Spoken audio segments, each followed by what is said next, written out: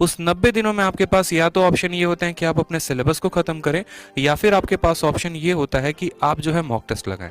जब आप mock test लगाने जाते हैं तो आपके स्कोर कम आते हैं, और उस सिचुएशन में आपको ऐसा महसूस होता है कि यार मुझे सिलेबस को कंप्लीट करना चाहिए। जब आप सिलेबस कंप्लीट करने जाते हैं तो फिर आप लगता है कि सर पूरी दुनिया मॉक टेस्ट दे रही है और हम सिलेबस कंप्लीट करने में ही लगे पड़े हैं।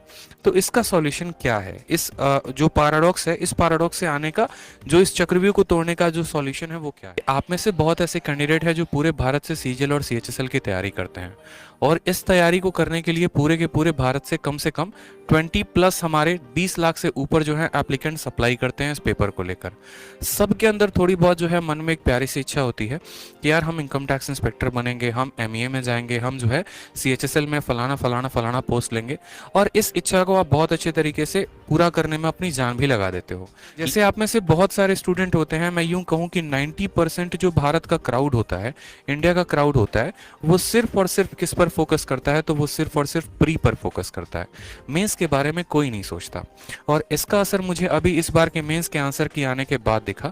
ठीक है, बहुत ऐसे बच्चे थे जिनका 140 प्लस आया, बहुत ऐसे बच्चे थे जिनका 170 प्लस भी आया है, और कुछ बच्चे ऐसे भी हैं जिनका 190 प्लस आया है। अब आप खुद यहाँ पर स्कोर देखकर बोलेंगे कि सर इसका सिलेक्शन तो हो जाएगा, ये मैं लिखित रूप में आपसे देता हूँ, इसका सिलेक्शन नहीं होगा। क्यों नहीं होगा? क्योंकि आपको पता है कि जो वैकेंसीज हैं वो 8000 हैं या 9000 हैं, महज इतनी वैकेंसीज हैं, और इतने वैकेंसी में 140 वालों के लिए कोई भी जगह नहीं है, 150 वालों के लिए कोई भी जगह नहीं है। इस बात को ध्यान में रखें। यानी आपने एक बात को यहाँ पर नोटिस किया, आपका प्री का स्कोर चाहे 180 था या 190 था या 140 था, वो कोई मैटर नहीं करता है। आपका अल्टीमेट मेंस का स्कोर जो है वो मैटर करता है। प्री का स्कोर मैटर करता है, मैं ऐसा नहीं कह रहा हूँ। प्री का स्कोर आपको एक लीड देता है, एक रेस में वो लीड देता है जिससे आप बहुत आगे बढ़ते हैं, लेकिन मेंस का स्कोर आपसे और दोगुना लीड देता है, जिसकी वजह से आप अपने सिलेक्शन पे कंफर्मेशन का ठप्पा लगा देते हैं। यानी आपको एक बात को समझना पड़ेगा कि जब हम प्री की तैयारी कर रहे हैं तभी हमारे माइंड में ये चीज फिक्स होनी चाहिए कि हमारा मेंस का भी सिलेबस साथ में साथ कंप्लीट होता रहे। क्या होता है यहाँ पर कि बहुत बच्चे इस माइंड को लेकर चलते हैं कि अरे पहले तो हम प्री को निकाल लेंगे, प्री जब हमारा निकल जाएगा तब हम मेंस के बारे में सोचेंगे, और ये उनकी सबसे बड़ी भूल होती है। क्यों? क्योंकि 6 महीने तक लगातार प्री की तैयारी कर रहे हैं, करंट अफेयर पढ़ रहे हैं, जीके पढ़ रहे हैं, लूसेंट उठा रहे हैं, रीजनिंग पढ़ रहे हैं, 60 दिन 60 मैराथन शो देख रहे हैं, बहुत अच्छा स्कोर भी आप प्री में लेके आ रहे हैं, 140 150 भी आप स्कोर कर पा रहे हैं, और इससे आप खुश भी हैं। आप बहुत दोगुने तरीके से मेहनत अब मेंस के लिए करते हैं, लेकिन आप शायद एक बात भूल जाते हैं कि आपके प्री और आपके मेंस में महज 60 से 90 दिनों का ही अंतर होता है। उस 90 दिनों में आपके पास या तो ऑप्शन ये होते हैं कि आप अपने सिलेबस को खत्म करें, या फिर आपके पास ऑप्शन ये होता है कि आप जो है मॉक टेस्ट लगाएं।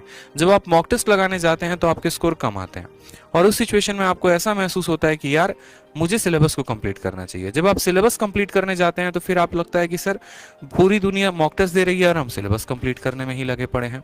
तो इसका सॉल्यूशन क्या है? इस जो पैराडॉक्स है, इस पैराडॉक्स से आने का, जो इस चक्रव्यूह को तोड़ने का जो सॉल्यूशन है वो क्या है?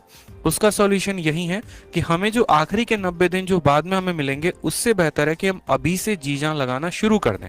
जितना कैपेसिटी हो हमारा, हम पूरा का पूरा एनर्जी लगाएं, और अभी से ज्यादा हम फोकस कर सकें अपने आने वाले सीजीएल और सीएचएसएल को लेकर। इसके लिए बार बार बोलेंगे आपको सबसे ज्यादा फोकस करना है जो हम पढ़ा रहे हैं उसके ऊपर। ठीक है, जितना भी हम करा रहे हैं वो हमारी पूरी की पूरी वीडियोस को आप देखिए, और उसके अलावा पूरा का पूरा आप रिवीजन भी साथ के साथ करते रहेंगे। रिवीजन के साथ कोई कमी नहीं छोड़नी है। मैथ्स में जितना हम आपको यूट्यूब पर करा रहे हैं भाई, वो आपके प्री और मेंस के लिए काफी सफिशिएंट होगा। जब मेंस आएगा तो स्पेशल सीरीज अलग से निकालेंगे, वो एक अलग है, लेकिन आप रिवीजन करते रहो। रिवीजन कैसे करना है? एक बच्चा भी फोन करके पूछ रहा था कि सर रिवीजन कैसे करें, इतना कुछ है पढ़ने के लिए, क्या करें सर? तो देखो स्ट्रैटेजी रखो 5:2 का। मैं आपको बता रहा हूँ 5+2 का। ये 5 दिन हमें क्या करना है? 5 दिन हमें पढ़ना है, और ये 2 दिन हमें क्या करना है? तो ये 2 दिन हमें रिवाइज करना है। इस बात को ध्यान रखेंगे। रिवीजन सिर्फ मैथ का नहीं होना चाहिए, रिवीजन मैथ के साथ साथ वोकैबुलरी का भी होना चाहिए, रिवीजन हमारे जीएस का भी होना चाहिए, रिवीजन हमारे फैक्ट करंट अफेयर से लेकर इंग्लिश के वन वर्ड सब्स्टिट्यूशन तक सब कुछ का होना चाहिए, ताकि जब हम परीक्षा देने बैठे तो हमारे मन में कंफ्यूजन ना रहे कि इसका आंसर ऑप्शन नंबर ए होगा कि ऑप्शन नंबर बी होगा कि ऑप्शन नंबर सी होगा। एक आप सिलेक्टेड कैंडिडेट की तरह अगर आप शुरू से रणनीति बनाकर चलते हैं तो आपका सिलेक्शन तय होगा। यही बात है और यही जो है माइंड में पॉइंट याद रखने हैं, ठीक है, कि हमें अभी से जो 45 दिन हमारे बच गए हैं उसमें हमें काफी मेहनत करना है। एक भी दिन आपका अचूक नहीं जाना चाहिए, एक भी दिन आप गंवाएंगे नहीं।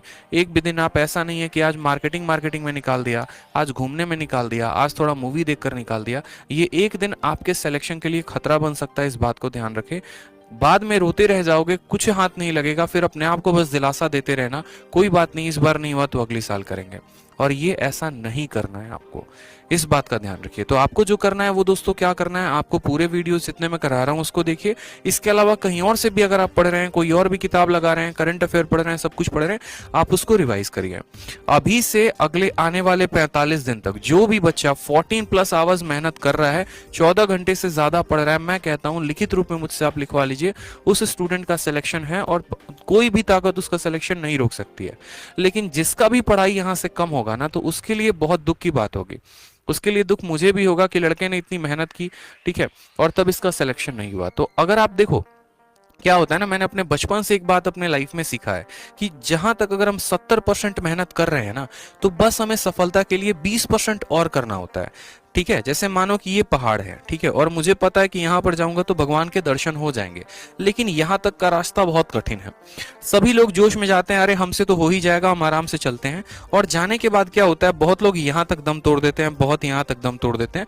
लेकिन यहाँ तक अगर चल गए ना, मेरा मानना है कि यहाँ 70% अगर कवर कर गए, तो भाई 30% ही और कवर करना था।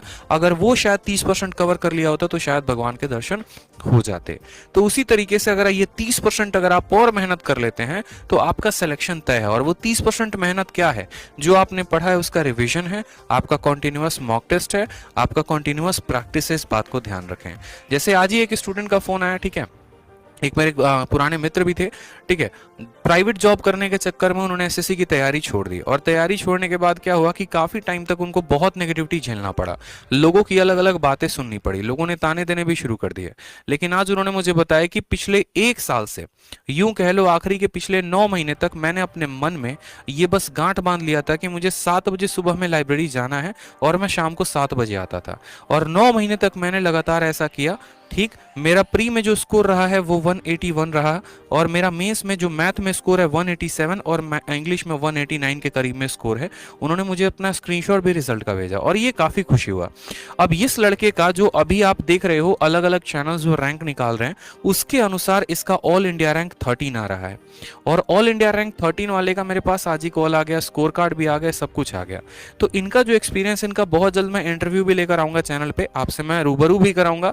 जो भी आपके डाउट होंगे वो आप इनसे बात करेंगे, इनसे भी बात भी चल रही है, और बहुत जल्दी जो है ये अपने नॉलेज को शेयर भी करेंगे। इन्होंने भी वही बात बोली कि यार जो अल्टीमेट होता है ना वो प्रैक्टिस होता है, और हम क्या करते हैं, हम प्रैक्टिस पर फोकस ही नहीं करते। भारत का कोई ऐसा मॉक टेस्ट नहीं था जो इन्होंने नहीं दिया हो। ऑलिव बोर्ड हो गया, एसएससी ट्यूब हो गया, ठीक है, और आपका सुपर मॉक हो गया, हर मॉक टेस्ट को इन्होंने कम से कम 1 से 2 बार दिया।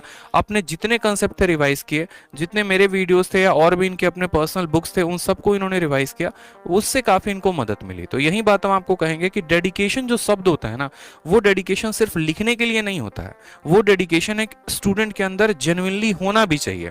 जब वक्त आएगा तो हम आपको इसी डिजिटल बोर्ड पे उनका स्कोर कार्ड दिखाएंगे, जैसे हमने अपना स्कोर कार्ड आपको दिखाया, उसी तरीके से इनका भी इंटरव्यू जब हम लेकर आएंगे आपके सामने, तो वो भी हम आपको पूरा का पूरा इनका स्कोर कार्ड दिखाएंगे, और इनका जो फ्रेश एक्सपीरियंस है, अनफिल्टर्ड एक्सपीरियंस है, वो आपको जानने को मिलेगा। भैया पढ़ना हर बार इंपॉर्टेंट नहीं होता है, हर बार ये नहीं कि बस पढ़ रहे हैं पढ़ रहे हैं पढ़ रहे हैं, काम उससे नहीं चलेगा। बहुत बार क्या होता है कि हमें थोड़ी सी डिफरेंट स्ट्रैटेजी लेकर चलनी पड़ती है। कहते हैं ना कि जैसे किसी भी काम को करने के लिए साम दाम दंड भेद हर कुछ का प्रयोग करिए, उसी तरीके से आप अपने सिलेक्शन के लिए आपको चारों नीति का प्रयोग करना पड़ेगा। ठीक है, मेहनत कर रहे हैं वो बहुत अच्छी बात है। इसके अलावा पूरी दुनिया को जो आपसे आगे बढ़ने की डेली कोशिश में है, उनको भी पीछे करने की कोशिश करिए अपने मॉक टेस्ट के माध्यम से। अपना ऑल इंडिया रैंक भी देखा करिए कि आपका ऑल इंडिया रैंक कितना आ रहा है, आप उनको कैसे बीटअप कर सकते हैं। हर छोटी बात पे फोकस करेंगे तो आपका सिलेक्शन तय है। ठीक है।